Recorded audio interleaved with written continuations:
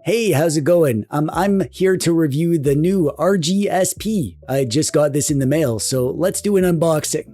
The box is a bit squishy. First impressions are mixed. It feels rough in the hand, very scratchy. I know Amberlick wanted to make it thinner, but I think that they maybe went a little bit too far.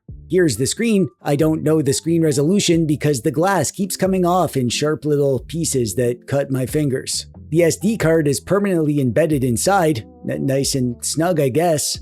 And when I press the power button, it makes a weird sound and it smells like burning plastic.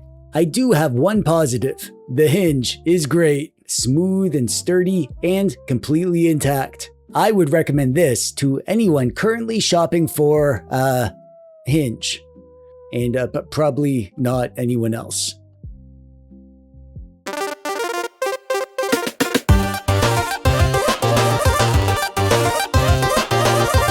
Hey there, how's it going? I'm TechDweeb, welcome. Thanks for clicking on the video today. This is the Amberlick RGSP, not this one. This one arrived broken. I don't know what the heck happened to this during shipping. This is the real RGSP, my replacement review unit, instead of whatever disaster this is. This is the latest doodad from Amberlick, but the story doesn't start here. Let me take you back to the beginning. 13.7 billion years ago, after the Big Bang, the universe was filled with an extremely hot soup of particles. Over billions of years, those particles somehow formed atoms, stars, planets, life, humans, Nintendo, and eventually the Game Boy Advance SP. Then, in 2024, Amberlick looked upon creation and said, "We can make one of those," and thus the RG35XX SP was born. I nicknamed it the Flopzizzle. It was Amberlick's first flippy screen doodad, and it was pretty great. It copied the GBA SP, but in a more different way. It was bigger, had a 4x3 screen that worked well for all sorts of retro systems, and could also play plenty of Dreamcast and N64 and PSP. But people weren't satisfied. You people, I swear. There's no pleasing you, is there? The Flopzizzle wasn't amazing at the main thing that it looked like, Game Boy Advance. So Amberlick listened and made the RG34XX SP, which I called the Flopzizzle. It had the perfect screen for GBA and was closer to the size of a real GBA SP, but Amberlick added analog sticks so it could properly play N64 and other stick-based activities. But that still wasn't enough. People said, "Why Amberlick? Why did you put sticks on a GBA-focused handheld? Why is the screen hiding beneath that enormous forehead? Why didn't you just make a GBA SP?" So Amberlick listened again and said, "Fine, you want a GBA SP? Here." Boom, the RGSP. But before we continue, this thing needs a real name. I've named all the doodads in the XX line of devices, and this is technically one of them, so this will hereby henceforthwith shall beeth known as the Flopzizzle. What was that? I said Flopzizzle, pay attention.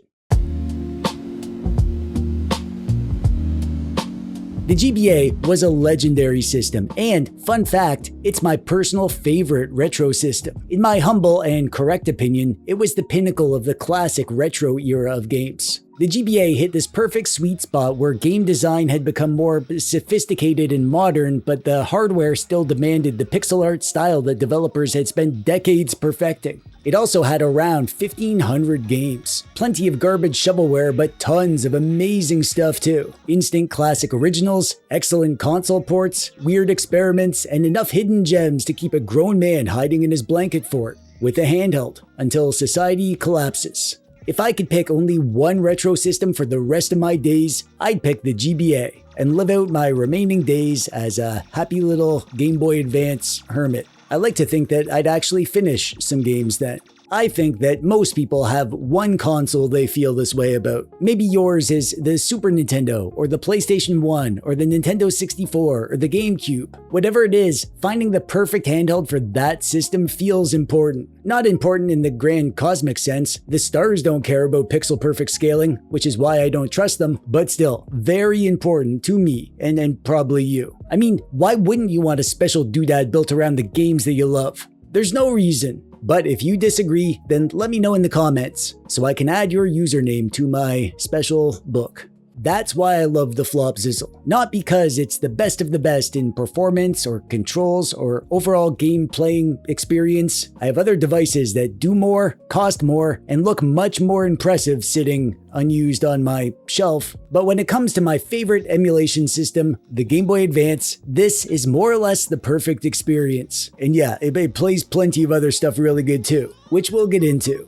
Flippy screen doodads are so my jam. I have some excellent Android flip handhelds like the iNeo Pocket DS and the iNthor, but when I play GBA, I usually want something simpler, something that feels like a proper Game Boy Advance. Amberlick also makes a horizontal device shaped like the original GBA, and I do love that one. I used it quite a bit actually, but generally I want that flippy SP vibe. That's the GBA that I had, and that's the form factor that tickles me in the nostalgia bone. I love that little ritual of flipping it open, playing for a while, and then snapping it shut like I've just finished a very important phone call on my flip phone in the 90s. The Flopzizzle was previously my favorite little flip handheld, even for 4x3 games, which is strange because the Flopzizzle and the Miu Flip are better suited to those. I just like the Flopzizzle's size and shape and screen, but I never loved the analog sticks. I complained about those. And some people say, why do the sticks bother you? Just ignore them. They let you play more games. I'm not saying those people are wrong. I'm just saying they're not right. Because for me, putting sticks on a GBA SP feels like putting sticks on a Game Boy or an NES controller or something. I don't care if it lets you do more, it's just not right. And no, I can't just ignore them. My GBA SP muscle memory makes me want to put my thumbs here on the empty spots. When there's sticks there, my thumbs don't know what to do when they're not mashing buttons, and I get all flustered and anxious and I need to go hug my emotional support stuffy. So while the Flopzizzle and the Flopzizzle can do basically all the same stuff and they both feel basically like a GBA, I was only so-so about both of those in the end, but I am nuts about the Flopzizzle. I've been carrying this around like a puppy with a new chew toy, but don't chew on this. I'm legally required to tell you not to chew it. It's a lot of little things. The Flopzizzle is smaller and lighter and thinner than the Flopzizzle, and even a smidge thinner than the Flopzizzle. It feels much closer to an actual GBA SP. And it should be excellent in the pocket too. Yo, temp, pocket test this, would ya? Sure thing, TechDweeb. Boom. RGSP in the pocket. Is it good? Heck yeah, it's good. With the folded screen and the thinner size, I think it's okay. We get it. Give it back. But I'm not done. I can say so much more. I didn't even give it a jiggle test. Nope, we're good. You sure? I can help with something else if you think. Okay, fine. Go get me a root beer if you want more to do. You got it, TechDweeb. Sheesh, that guy. I also love the screen placement. The forehead on the Flopzizzle didn't bother me too much, especially after I painted the bezel gray, but I still much prefer the natural placement here. The screen sits where my brain expects a GBA SP screen to sit. Also, something that surprised me. Here you go, TechDweeb. Oh, great, thanks. Can I get you a glass with ice? No, the root beer is good. I'm good. Would you like me to organize? Actually, yes, I do have a job for you. Go to the woods, the middle of the woods in northern Ontario and test this Tamagotchi. Oh, okay. That sounds like a big responsibility. Yes, it is. We desperately need to know whether Tamagotchis work in the woods. Northern woods, really far away. You know, because of the frequencies. You got it, TechDweeb. You can count on me. That'll keep him busy. Now, where was I? Something that surprised me is how good Amberlick's stock system has become. The Flopzizzle came with the OS card and Amberlick's game card, and I expected to replace everything immediately, as is tradition. But the stock firmware is kinda really good now. You can switch to this slicker menu theme, and I think this looks really spiffy. The extra settings have been streamlined too, and you can choose whether the front end manages RetroArch for you or leaves it unlocked so you can do everything yourself. Beginners get something that works, and experienced users can spend 3 hours adjusting integer scaling and latency settings instead of speaking to their families. It's fast and snappy with quick suspend and resume similar to Onion OS. It can save your game when you shut it down and then boot directly back into it the next time you start up. Closing the lid puts the game into low power sleep, and opening it brings you right back to where you left off. Other XX flip devices can do all this too, but the Flopzizzle is the one that I've been using, and it reminded me how much Amberlick has improved this stuff since the early days. They've solved all those little usability problems, and it just works. I barely had to scream into a pillow at all. The included ROM collection is a mixed bag. Not literally, it didn't come in a bag, it came in an SD card. It isn't terrible, but it isn't great either. These aren't complete ROM sets. There's plenty here, and at least the games are properly labeled, but you'll find duplicate games and inconsistent artwork, and notably, there's no Mario or Pokemon games, which is like opening a sandwich shop without bread, or Mario and Pokemon games. However, you can add your own games and clean everything up easily by popping the SD card in your PC if you want to. Or don't if you don't. I don't care what you do. I'm not your YouTuber. Oh wait, yes. Yes, I am. There's no official custom firmware for this model yet, although that should change soon. There's actually an early build of Newly that mostly works, and I'm sure we'll get all the usual custom firmware soon enough. As for games, there's a lot that this thing handles well. The 3x2 screen puts black bars on the sides of the 4x3 systems, although Amberlick includes some nice bezels to fill the space, so they're not black bars, they're like fun decoration bars. Since this screen has the same 480 vertical pixels as the 640x480 handhelds, the scaling is going to be identical. The image is smaller, but still totally comfortable for me. I found it a good size, but your mileage may vary depending on how old your eyes feel. I actually really enjoy 4x3 games on here because the screen is it's a good screen and the pixel density is really high, so they just look nice and crispy. And there's something neat about a GBA SP-shaped device playing Genesis and Super Nintendo. It's like discovering that your old calculator can run Doom, and you can also run Doom on here too.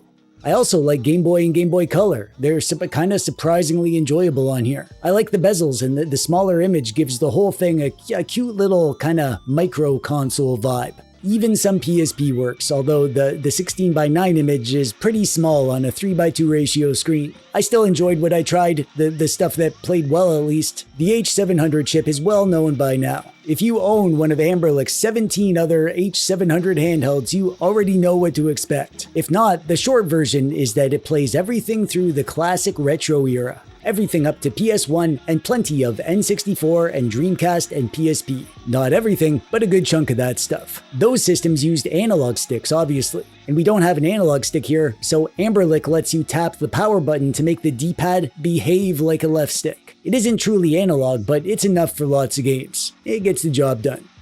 Sometimes. However, the main event is GBA. Honestly, that's what you should buy this for. This is a GBA lover's dream handheld. You get pixel-perfect 3x GBA scaling, so every pixel is crisp and evenly sized. There's also enough pixel density for realistic shaders that recreate the original LCD look. Sometimes I enjoyed that, but on this screen, I usually let the pixels run around naked. GBA games look beautiful here. The colors are bright, and the pixels are big and crisp and clean, and the image perfectly fills the screen. They burst out with all the glory of classic retro-era pixel art games packaged inside a form factor that feels like a real GBA SP. That combination is the whole magic trick. This plays GBA games well, lots of handhelds do that, but this makes me want to play GBA games. It scratches a very specific GBA itch, located somewhere deep inside my skeleton. It's hard to reach that to scratch it with my hand, so I need to use the Flopzizzle. I could go into depth about the button feel and the D-pad, measure battery life differences, demonstrate HDMI console mode, and show you 14 scaling options for every possible system. And normally I would, but if I open that door, we're not coming back, and I don't wanna. What matters is that this is the closest we've come to a modern, emulation-based GBA SP. I've wanted exactly this for years. Go back to some of my early videos and you'll see. I've been begging for this the whole time. For me, the Flopzizzle is an endgame GBA handheld. This is literally the one, and I can't immediately think of a way to improve it without turning it into like a different kind of handheld. And then we'd be back to wanting this again.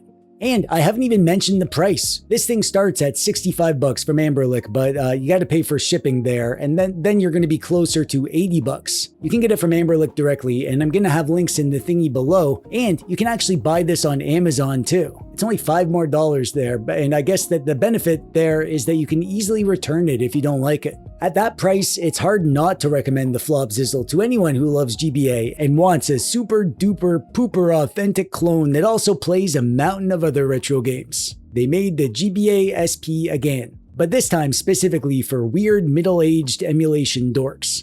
It's me, I'm the target dork. And that'll do it for me for today. Click the thumbs up button, subscribe and stuff, drink some water. Root beer contains water, probably. I'm TechDweeb, thanks for watching. Bye-bye.